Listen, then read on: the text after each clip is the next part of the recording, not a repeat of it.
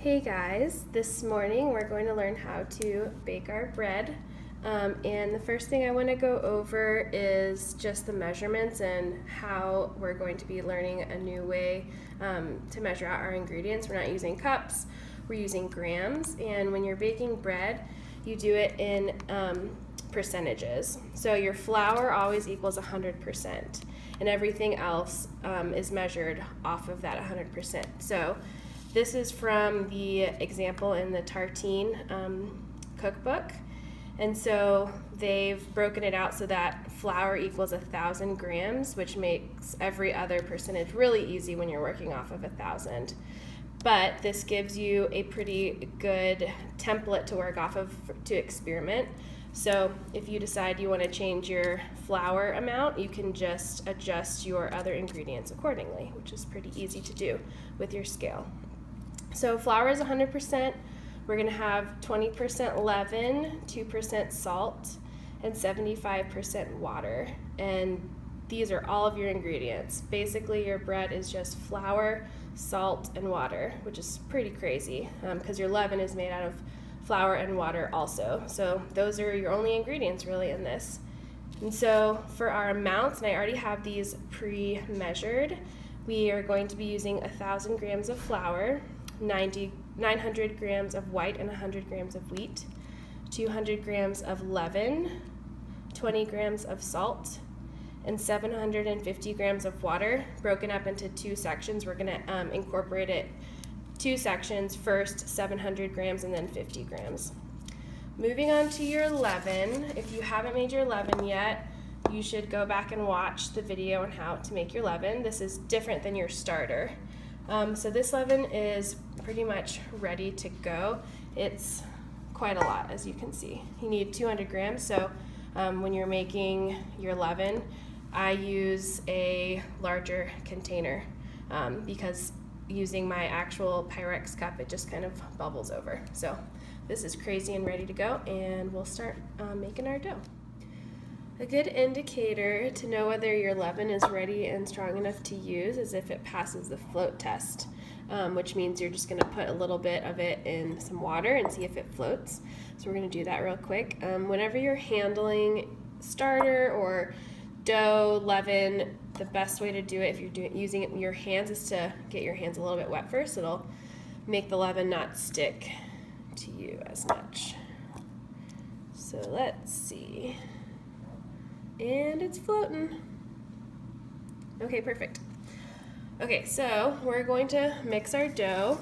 The very first step is to dissolve your leaven into your water. So I'm going to measure that out very first thing. Giant bowl. Turning on my scale.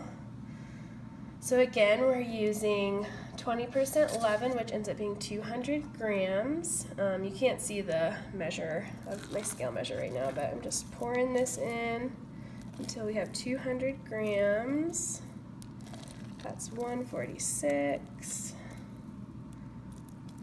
Almost there. This is really sticky. 191. 208. I'm a little over, so I'm going to take out a little bit. Oops. Okay, perfect. 200 grams. Now I'm going to add my water. So again, that is 700 grams of water.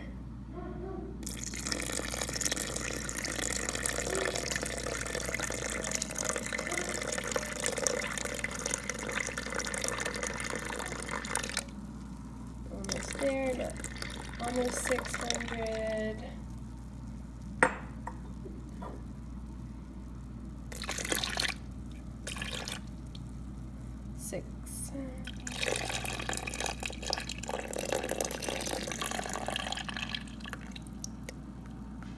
So close, just need a little bit more.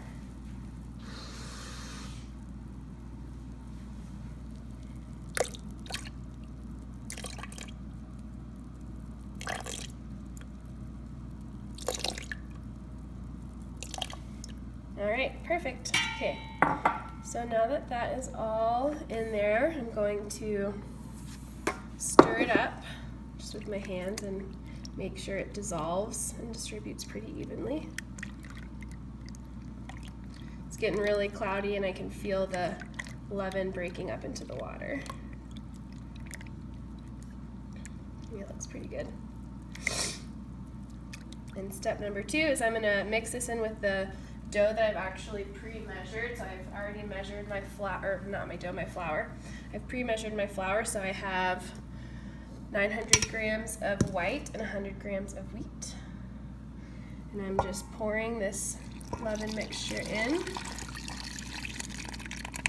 It's looking good. And again, I'm just gonna mix this all together.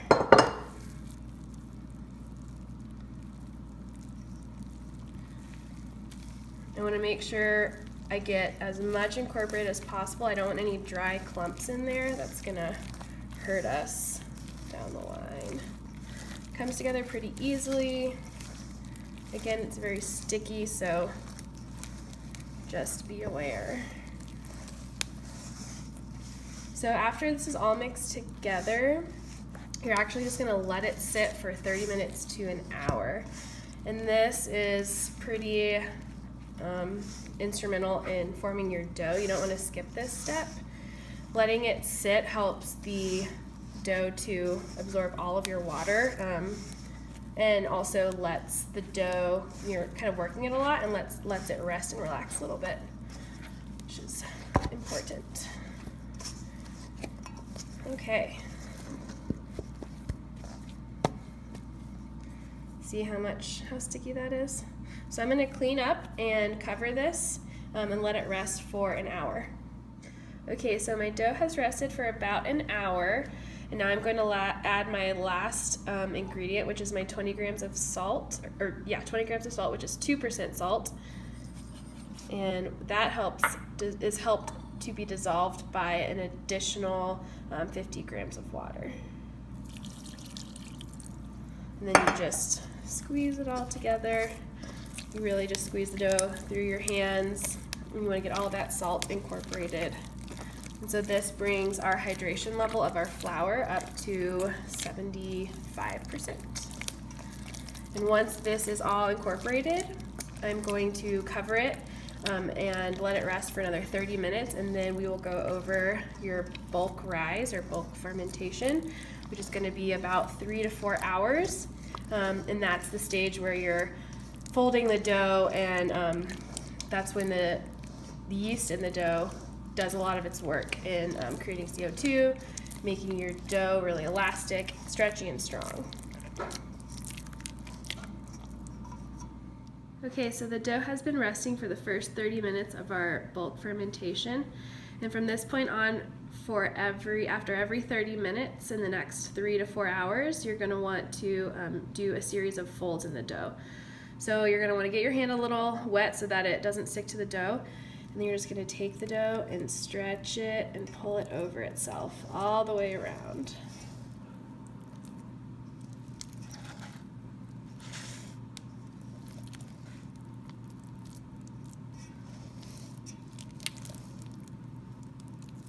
You can see it's pretty stretchy right now. And then you cover it, put it back where you're letting it rest. I'm letting mine rest in an oven with the oven light on because my kitchen temperature right now is around 70 degrees, and ideally it should be around 80. So the oven with the oven light on is right at 80 degrees, so it's perfect temp for this bulk rise. So this is going to be my third turn. Wet my hands so it's not quite as sticky. You can see it's really stretchy.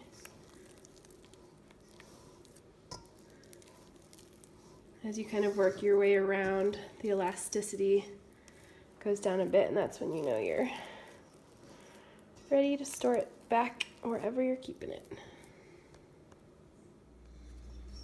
Here we are at turn 5. So you can see the volume of this has increased by quite a lot. Again, I'm keeping it at about 80 degrees in the oven with the oven light turned on. Oven is not on, oven light is on.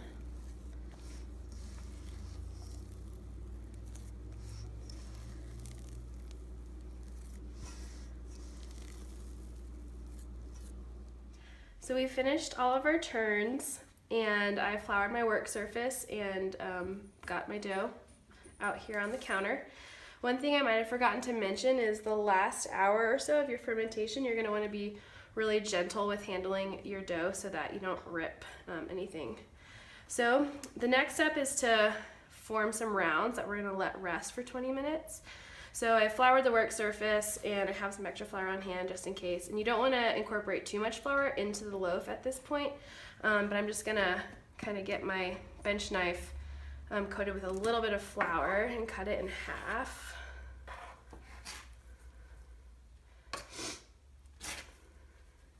And this takes a little bit of practice, but from there, you just work, you kind of push with your knife up and around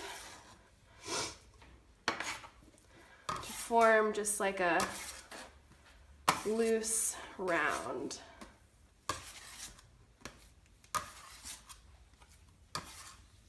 It's really sticky. So that's one. Do the same over here.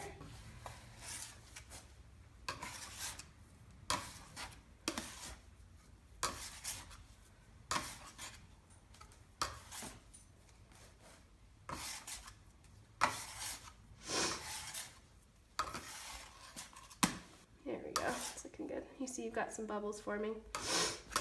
So we let these rest for about 20 minutes. Our pre-shaped loaves have rested for about 30 minutes, and we only have one more step before getting them in their baskets to do their final rise.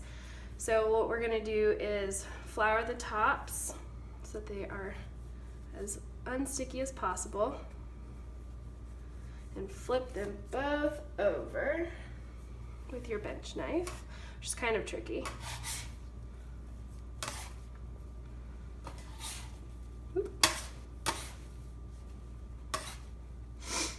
So this next step is a series of folds. First thing you're gonna do is pull down from the bottom and fold up. Then fold the right side in, the left side in, top to bottom, bottom to top, and then you've got a little round. So then after you have him, you're going to place him in one of your baskets or colander. I've lined it with a tea towel and put some rice flour in there. And you just put it upside down. You do the same thing with this guy over here. So bottom to top, right to left, left to right, top to bottom, bottom to top. Surface is really sticky. You're gonna kind of round him out a little bit. Stick him upside down.